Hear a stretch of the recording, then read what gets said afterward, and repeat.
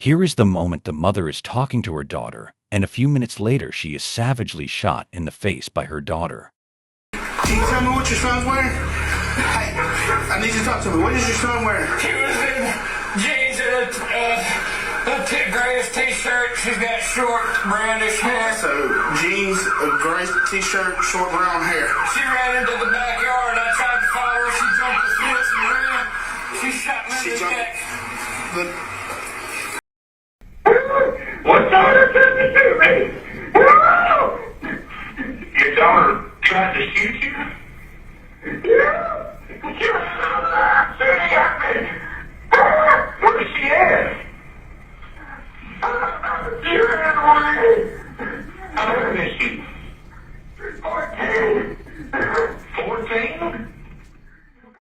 It's the chilling 911 call that would forever change the lives of those in Rankin County, Mississippi. 14-year-old Gregg had allegedly shot her mother, Ashley Smiley, and moments later attempted to kill her stepfather. March 19, 2024, seemed like any other ordinary day until the tragic news shook the small community of Rankin County.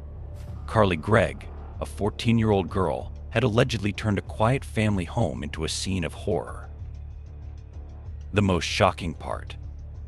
Just hours before the shooting, Carly had texted her stepfather, posing as her mother, and later contacted friends, asking for help in the aftermath of the crime. But this story goes deeper than a single tragic event. Behind the facade of a seemingly normal teenage girl, there was a darker side. Carly's alleged drug use, secret relationships, and mental health struggles paint a complex picture of a troubled teen on the brink. What led Gregg to take such drastic, violent actions? Was this a premeditated murder, or the tragic result of untreated mental illness?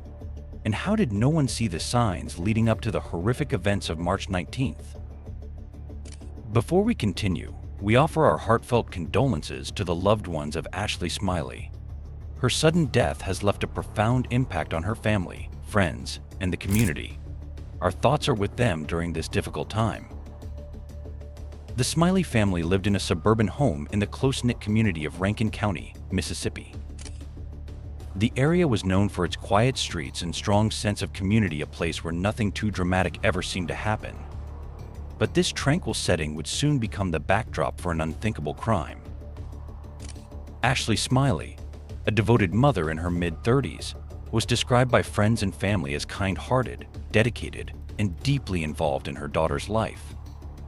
Her husband, Heath Smiley, was a supportive stepfather to Gregg, Ashley's daughter from a previous relationship. Despite their blended family dynamic, it appeared to most that they lived a peaceful and content life.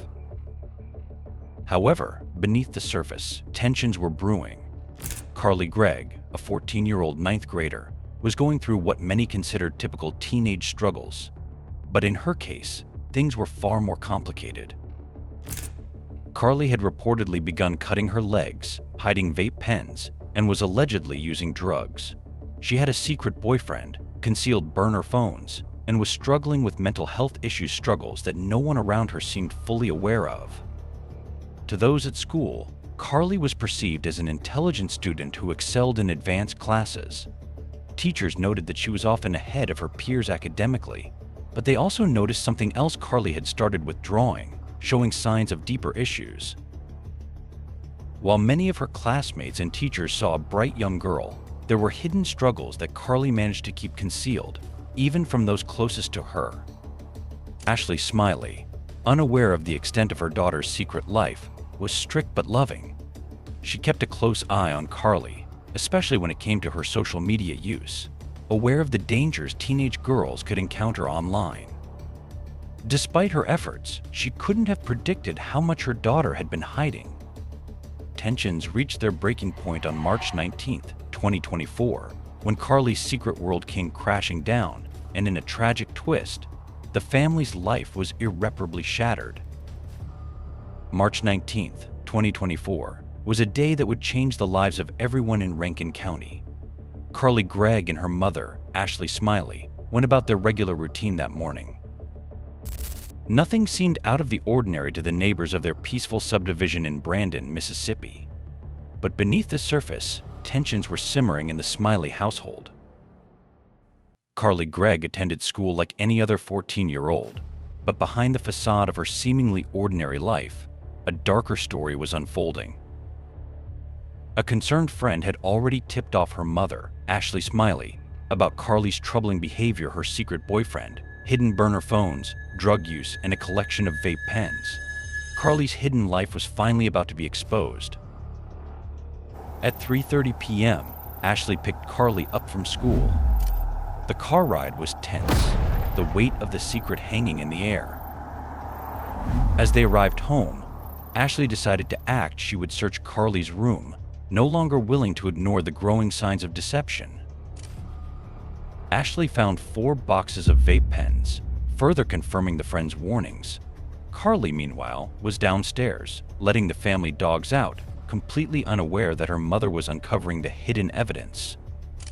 But when Carly re-entered the house, she realized her secret was out.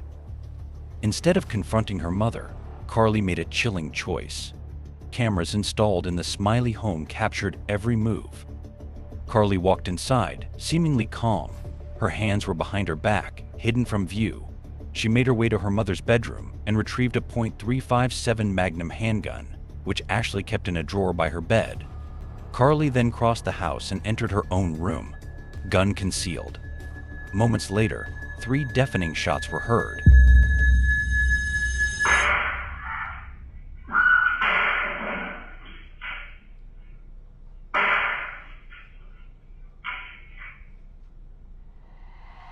The first shot hit Ashley in the face. She screamed, and then 2 more gunshots followed. Carly had shot her mother twice in the face and once under the chin. The quiet home had turned into a crime scene. The cameras showed Carly reappearing in the kitchen, her expression unnervingly calm.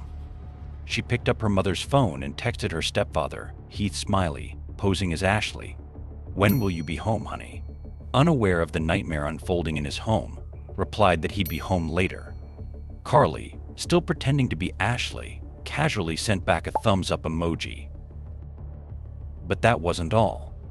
Carly then called several friends, asking them to come over, but never explained why. When one friend arrived, she was met with a disturbing sight. Carly, with an eerie calmness, asked her, "Have you ever seen a dead body?" before leading her friend to her mother's corpse. The friend would later testify that Carly seemed almost proud of what she had done, boasting, "I put 3 in my mom and got 3 more waiting for my stepdad." At approximately 5 p.m., Heath returned home. He had no idea the horror awaiting him. As he opened the door to the kitchen, Carly fired the gun. The bullet hit Heath in the shoulder, but he managed to fight back, wresting the gun away from Carly. Bleeding and in shock, Heath staggered outside and called 911, telling the dispatcher that his stepdaughter had just shot him and killed his wife. The 911 call paints a vivid picture of the chaos. Heath, gasping for breath, reported being shot and warned police that his stepdaughter was still armed and dangerous. Meanwhile, Carly fled the scene, taking one of her friends with her. By 5:35 p.m., police had arrived at the Smiley home. Officers quickly found Heath outside, bleeding but alive. He directed them inside, where they found Ashley's lifeless body. The house was now a crime scene, but the shooter was missing. Law enforcement, including a Mississippi Highway Patrol helicopter unit, was dispatched to locate Carly. She had fled into the nearby woods, but her freedom didn't last long. Less than an hour after the 911 call, officers found Carly not far from the house and took her into custody without incident. What shocked investigators wasn't just the brutality of the crime, but Carly's disturbing behavior in the aftermath. Footage from the home's security cameras captured Carly's calm demeanor, even singing to her dog after the shooting. As more details emerged, so did the complexity of Carly's state of mind. Investigators uncovered Carly's troubling internet search history, where she had searched for topics related to violence and gun usage in the days leading up to the murder. Her actions, which seemed meticulously calculated, hinted at a deeper, more chilling premeditation. During the court proceedings, Rankin County investigator Zachary Cotton testified about the home security footage and the sequence of events leading up to the murder. He detailed how Carly had entered her mother's room, taken the gun, and executed her plan without hesitation. The court also heard disturbing evidence that Carly had bragged to her friends, not just about the murder, but about her intentions to kill her stepfather too. As the case developed, Carly's defense attorney argued that her actions were the result of untreated mental health issues. In the months leading up to the murder, Carly had reportedly been struggling with severe emotional and mental health problems, exacerbated by recent changes in her medication. Her stepfather, Heath, remained supportive of Carly, even after the attempt on his life, suggesting that she must have been in a state of mental distress during the incident. The court ordered a full mental health evaluation, and Carly's defense team continued to argue that her actions were not those of a cold-blooded killer, but rather a mentally ill teenager who had lost control. Nevertheless, the prosecution pushed back, highlighting Carly's calculated behavior and her clear intention to murder both her mother and stepfather. The case of Carly Gregg sent shockwaves through the quiet community of Brandon, Mississippi, leaving everyone questioning how such a young girl could commit such a horrific act. Friends, neighbors, and classmates were stunned, unable to reconcile the quiet, intelligent girl they knew with the cold-blooded killer that had emerged on March 19th. When police entered the Smiley home, they were immediately struck by the gravity of what had occurred. Investigators quickly began piecing together the timeline of events, using home security footage that revealed chilling details. Carly, eerily calm, could be seen walking around after the shooting, her behavior unnervingly composed for someone who had just killed her mother. Investigators soon discovered Carly's attempts to manipulate the situation after the murder. She had taken her mother's phone and texted her stepfather, Heath Smiley, as if nothing had happened. She pretended to be Ashley, asking him when he would be home. The entire time, Carly seemed unaffected by what she had done. The police also learned that Carly had called several friends, asking them to come over but never mentioning the horrific scene inside. One friend arrived and was confronted with the shocking reality of what Carly had done. Carly allegedly asked, "Have you ever seen a dead body?" and casually pointed to her mother's body. The friend, too stunned to react, left in disbelief. There were rumors of drug use, a secret relationship, and a pattern of defiance against her mother and stepfather's rules. Carly had been hiding vape pens, phones, and even a boyfriend, leading to increasing tension at home. But the most disturbing detail was the alleged premeditation. Carly had taken her mother's gun, a .357 Magnum, from her bedroom and concealed it before shooting her 3 times. Police interviews with friends and classmates revealed a girl who, despite her quiet demeanor at school, had been struggling with mental health issues and keeping secrets from her family. Her friends described her as acting off in the months leading up to the shooting, and Carly herself had expressed fears about her relationship with her biological father. Carly had allegedly told a friend that she had 3 bullets for her mom and 3 more waiting for her stepdad. These claims, along with security footage showing Carly casually moving about the house after the murder, led investigators to believe this wasn't a crime of sudden rage, but a calculated decision. What drove Carly Gregg to commit such a brutal act? Was this simply the result of a troubled teen lashing out, or was something darker bubbling beneath the surface?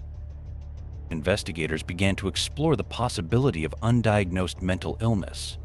Carly's defense argued that she had been suffering for years, her deteriorating mental state going unnoticed by those closest to her. Her stepfather, Heath, even testified that Carly hadn't recognized him in the moments before she tried to shoot him.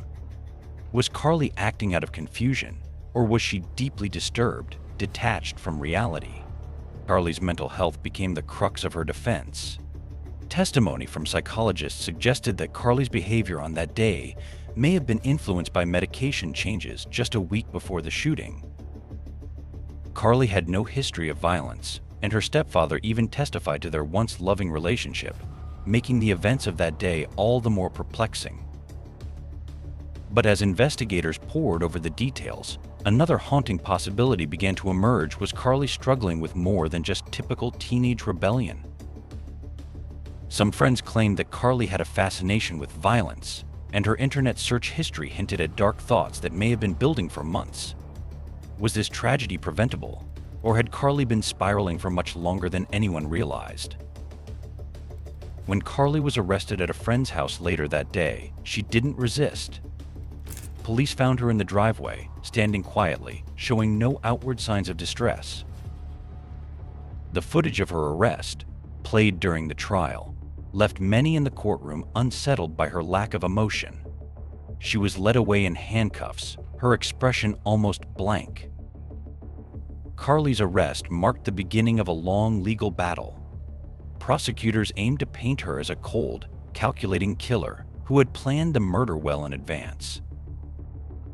They pointed to the text messages, the calls to friends, and the deliberate way she had taken the gun and shot her mother.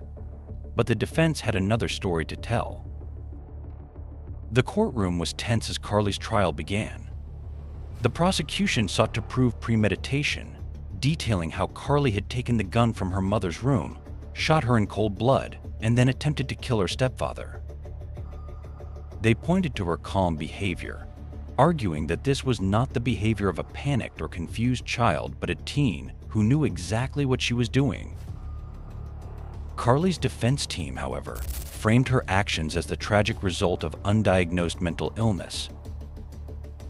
They brought in psychologists to testify that Carly had been struggling with mental health issues for years, issues that had gone unnoticed by her family. They argued that Carly's medications had recently been changed, and this sudden shift may have triggered the violent outburst. In addition to the mental health argument, Carly's defense also presented evidence of her tumultuous relationship with her biological father, who had exposed her to drug use and other troubling behaviors. They painted a picture of a girl caught between two worlds, struggling to cope with the emotional fallout of her father's influence and the strict rules imposed by her mother and stepfather. The courtroom was divided, and the jury faced a monumental decision: was Carly Gregg a cold-blooded killer or a troubled teen in desperate need of help? As the trial unfolded, each side made compelling arguments, leaving the outcome uncertain until the final moments. As the trial neared its conclusion, the jury was left with an agonizing decision. Was Carly guilty of premeditated murder, or was her mental state so compromised that she could not fully understand the consequences of her actions? The prosecution pushed for a conviction that would see Carly spend the rest of her life in prison, while the defense urged the jury to show compassion, arguing that Carly's mental health struggles had driven her to the brink. Ultimately, Carly Gregg's case raised more questions than answers. Was she a victim of her circumstances, a girl whose mental health had gone untreated for far too long? Or was she truly a killer who had planned and executed a horrific crime with chilling precision? The tragedy of Ashley Smiley's murder and the devastating impact on her family will never be forgotten in Rankin County. But as the legal system grapples with how to handle cases like Carly's, one question remains: will justice ever truly be served?